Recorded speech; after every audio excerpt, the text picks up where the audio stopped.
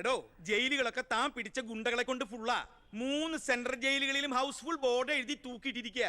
ആ ഗുണ്ടകൾക്കൊക്കെ ഉണ്ട കൊടുക്കാൻ തന്റെ അച്ഛൻ കട്ടുണ്ടാക്കിയ കാശ് കൊണ്ടുവരോ? പോലീസ് ഇപ്പൊ അങ്ങോട്ട് ഓടുന്നു ഇങ്ങോട്ട് ഓടുന്നു. ഈ മൂത്രം ഒഴിച്ചിട്ടല്ല ജീപ്പ് ഓടുന്നത്, പെട്രോൾ ഒഴിച്ചിട്ടാ. കേരളം ഭരിക്കുന്ന CM ഇങ്ങനെ ഒരു കോമാളിയാ വരുന്നത്. അതേടാ, ഞാൻ കോമാളിയാ, സർക്കസിലെ കോമാളി. നീയല്ലേ ഇപ്പൊ എന്റെ റിംഗ് മാസ്റ്റർ. നീ ഇങ്ങോട്ട് ചാടാൻ പറഞ്ഞാ ഇങ്ങോട്ട് ചാടും, അങ്ങോട്ട് ചാടാൻ പറഞ്ഞാ അങ്ങോട്ട് ചാടും. ഒരു ദിവസം എല്ലാം കൂടി എന്റെ കയ്യിൽ നിന്ന് പോട്ടോ. നിന്റെ ഭരണപരിഷ്കാരങ്ങൾ ഇവിടെ നടപ്പാക്കണമെങ്കിലേ ഫണ്ട് വേണം, ഫണ്ട്. നിനക്കറിയോ, ഖജനാവിൽ ഇന്നാള് ഞാൻ കൈയിട്ട് നോക്കിയപ്പോഴേ കാലിയാ കാലി. MLA മാർക്കും മന്ത്രിമാർക്കും അടുത്ത മാസം ശമ്പളം കൊടുക്കണമെങ്കിലേ ADB-ന്നോ വേൾഡ് ബാങ്കിന്നോ ലോൺ എടുക്കണം. അതറിയോ? ഇതാണോ പ്രശ്നം? ഖജനാവ് നിറയ്ക്കാൻ വേണ്ടി ഒരു ബാങ്കിൽ നിന്ന് ലോൺ എടുക്കണ്ട. നമ്മുടെ ഈ സംസ്ഥാനത്ത് തന്നെ ഒന്ന് ശ്രമിച്ചാൽ മതി. എന്നാ നീ പോയി ശ്രമിക്കേ. സാറിന്റെ ഈ പെർമിഷൻ മാത്രം മതി സാർ. Thank you sir. ദേ പോണു എന്ത് മാരണാവോ ഉണ്ടാക്കി കൊണ്ടുവരാൻ പോണു. ഈ കസേര പോകുന്ന തോന്നണേ.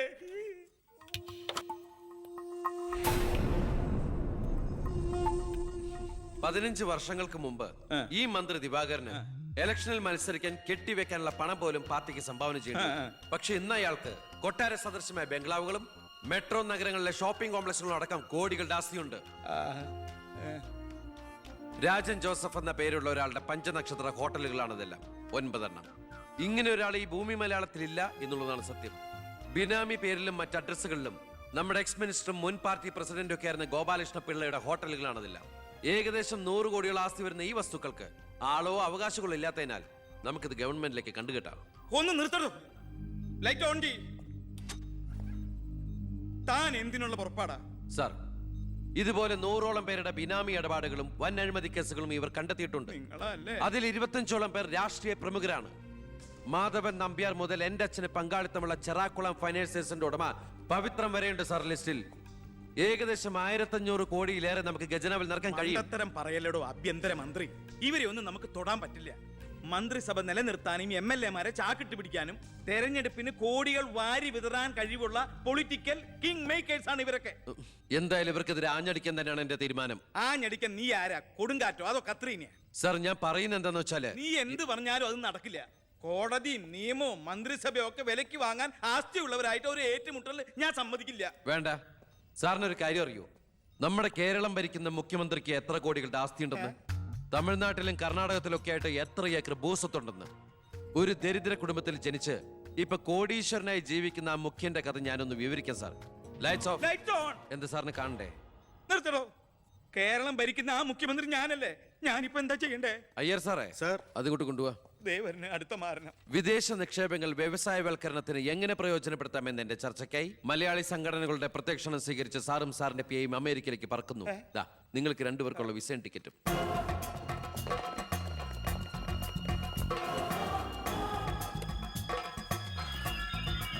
ദിവാകരൻ സാറിന് കൂടുതലായിട്ട് എന്തെങ്കിലും പറയാനുണ്ടോ? എല്ലാം നോട്ട് ചെയ്തോളൂ. കിഴിപ്പള്ളി സാർ ഒന്ന് സൈൻ ചെയ്യണം. Pratap, take it sir.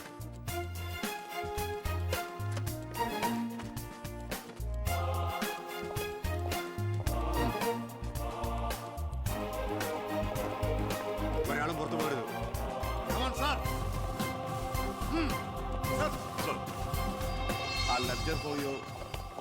Mister Pavithran, we want search your office. എന്താ? ഇതാ സെർച്ച് വാറന്റ്.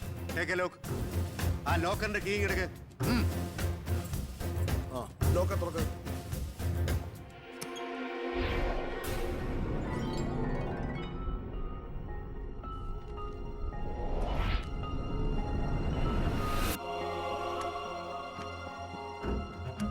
എന്തായി?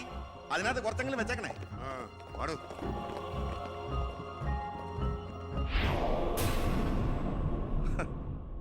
ഞാൻ ഒരു കാര്യം പറഞ്ഞേക്കാം. എന്തൊക്കെയായാലും ആഭ്യന്തരമന്ത്രി രാജിവെക്കണം. 5 or 6 കോടി എഴുതിട്ടാണ് പ്രതിപക്ഷത്തുള്ള ഏതെങ്കിലും ഒരു ഘടകകക്ഷിയെ KDF-ൽ ചേർത്ത് എണ്ണം തയ്ക്കണം.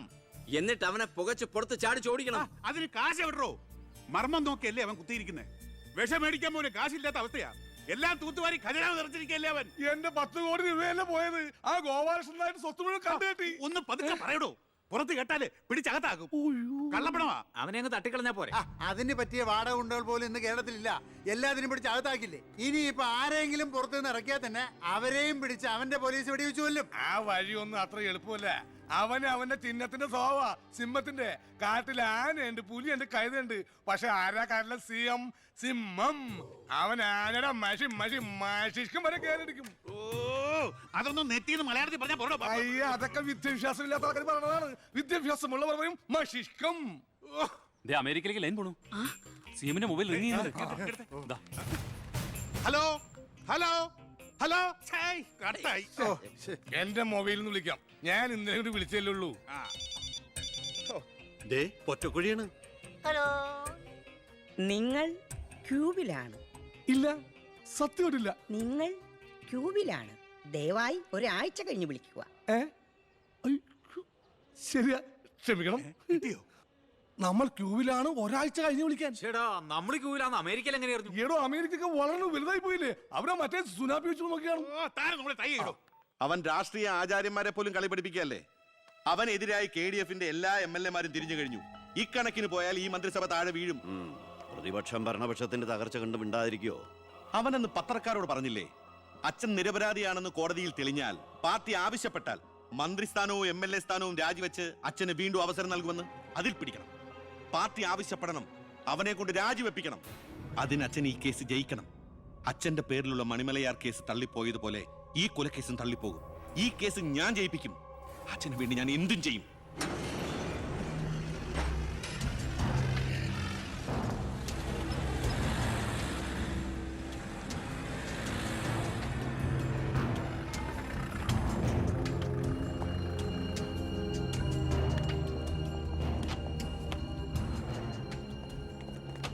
സാർ, ഇന്ന് രാവിലെയാണ് സംഭവം നടന്നത്.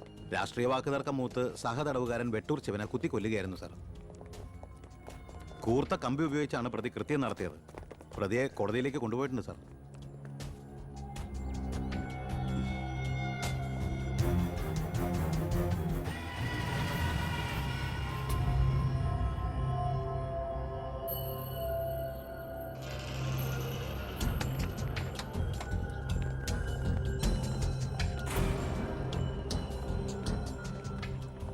ഒന്നുകിൽ ദൈവം അച്ഛനെ കേസിൽ നിന്ന് രക്ഷിച്ചു, അല്ലെങ്കിൽ അച്ഛൻ സമർത്ഥമായി സ്വയം രക്ഷപ്പെട്ടു. പ്രസാദ് വധക്കേസിൽ ഒന്നാം പ്രതി കൊല്ലപ്പെട്ട സാഹചര്യത്തിലും രണ്ടാം പ്രതിക്ക് ഒന്നാം പ്രതിയുമായുള്ള ബന്ധം സംശയാതീതമായി കോടതിക്ക് മുമ്പാകെ തെളിയിക്കാൻ പ്രോസിക്യൂഷന് കഴിയാത്തതിനാലും രണ്ടാം പ്രതി ബാലഗംഗാധര മേനോനെ കോടതി നിരുപാധികം വിട്ടയക്കുന്നു.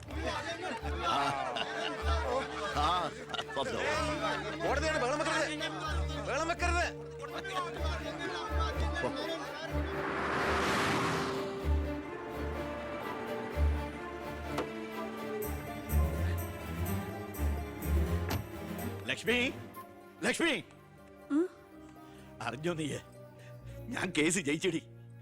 ഞാൻ നിരപരാധിയാണെന്ന് കോടതിക്ക് ബോധ്യായി. പത്രക്കാരുടെയും TV-ക്കാരുടെയും മുമ്പിൽ വെച്ച് നിന്റെ പുന്നാരമോൻ വീരവാദം മുഴക്കിയതല്ലേ ഞാൻ നിരപരാധിയാണെന്ന് തെളിഞ്ഞാൽ എനിക്ക് വേണ്ടി മന്ത്രിസ്ഥാനം രാജിവെച്ച് ഒഴിഞ്ഞോളാമെന്ന്. നീ ചെന്ന് പറയടി അവനോട് രാജിവെക്കാൻ. നിങ്ങൾക്ക് എന്താ ഭ്രാന്ത് പിടിച്ചോ? ഭ്രാന്തായിരുന്നടി, അധികാരം കയ്യില്ലാത്തന്റെ ഭ്രാന്ത്. എനിക്ക് അറിയാൻ പാടില്ലാണ്ട് ചോദിക്കുക. നിങ്ങൾക്ക് ഇതുവരെ മന്ത്രിയായി കൊതി തീർന്നില്ലേ? ഇല്ല, എന്റെ ഏറ്റവും വലിയ ലഹരിയാ അധികാരം, മന്ത്രിസ്ഥാനം. മനസ്സിലാവില്ല നിനക്കൊന്നും. എനിക്ക് മന്ത്രിയായിട്ട് തന്നെ ജീവിക്കണം. മന്ത്രി കസേരയിൽ ഇരുന്ന് തന്നെ മരിക്കണം. നിനക്കറിയോ, അധികാരം നഷ്ടപ്പെട്ടത് മുതൽ മനസമാധാനത്തോടെ ഞാൻ ഉറങ്ങിയിട്ടില്ല. വീണ്ടും മന്ത്രിയാകുക എന്നുള്ള എന്റെ ഒരു വാശിയാടി. നീ അവനോട് വാക്ക് പാലിക്കാൻ പറയടി. ഇതൊക്കെ നേരിട്ട് ചെന്ന് പറഞ്ഞാ മതി. എന്താ നിനക്ക് പറഞ്ഞ? എന്നെ കൊണ്ട് പറ്റില്ല, അത്ര തന്നെ. ഓ, മന്ത്രിസ്ഥാനം പോയതോടെ നിനക്ക് എന്നെ വേണ്ടതായില്ലേ? എന്നെ അനുസരിക്കാൻ കഴിയില്ലെങ്കിൽ പൊയ്ക്കോ ആഭ്യന്തരമന്ത്രിയുടെ വീട്ടിലേക്ക്. ബാക്കിയുള്ള ജീവിതം മോന്റെ കൂടെ തന്നെ അവിടെ. എന്താ അച്ഛ ഇങ്ങനെ? അച്ഛനൊഴികെ ഈ നാട്ടിലെല്ലാവരും വാനോളം പുകഴ്ത്ത ഏട്ടനെ. ഇങ്ങനൊരു മന്ത്രിയെ കിട്ടിയതിൽ അഭിമാനിക്കുക. മക്കൾ തങ്ങളെക്കാൾ വലുതാവണമെന്ന് എല്ലാ അച്ഛനമ്മമാരുടെ ആഗ്രഹം. പക്ഷെ അച്ഛൻ അസൂയ. മകൻ തന്നേക്കാൾ വലുതാവുന്നുള്ള എന്റെ അസൂയ.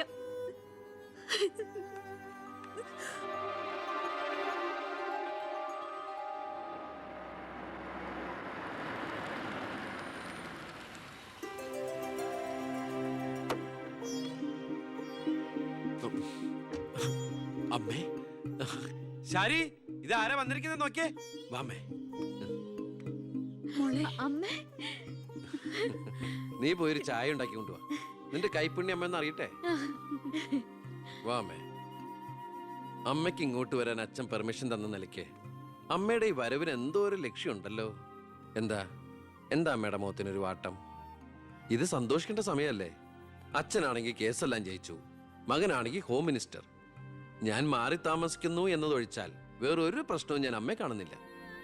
പറയമ്മേ, എന്താ പ്രശ്നം? എന്തിനാടാ നിനക്ക് ഈ മന്ത്രിസ്ഥാനം? നീ രാജിവെക്കണം. അപ്പോ അച്ഛൻ ഇതിനാണ് അമ്മ ഇങ്ങോട്ട് അയച്ചത്? നിന്നോട് യാചിക്കാൻ വേണ്ടിയാണ് ഞാൻ വന്നത്. അമ്മ എന്ത് പറഞ്ഞാലും ഞാൻ ഇതുവരെ അനുസരിച്ചിട്ടേ ഉള്ളൂ. പക്ഷേ ഈ കാര്യത്തിൽ അമ്മേനോട് ക്ഷമിക്കണം. ഇപ്പൊ ഞാൻ അമ്മയെ അനുസരിച്ച അത് എന്നെ ജയിപ്പിച്ചു വിട്ട ജനങ്ങളോട് ഞാൻ ചെയ്യുന്ന വഞ്ചനയായിരിക്കും. അത് തന്നെയല്ല, തുടങ്ങി വെച്ച ഒരുപാട് കാര്യങ്ങൾ എനിക്ക് പൂർത്തീകരിക്കാനുണ്ട്.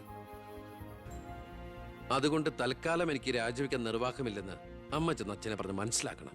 കുടുംബ ബന്ധങ്ങൾ മറന്ന് നീ മന്ത്രിയായിട്ടിരുന്ന നാട് നന്നാക്ക്. അച്ഛനും അമ്മയും നിനക്ക് വേണ്ടല്ലോ. അമ്മേ, ഞാൻ പറയുന്നത് നീ എന്നോട് മിണ്ടണ്ട.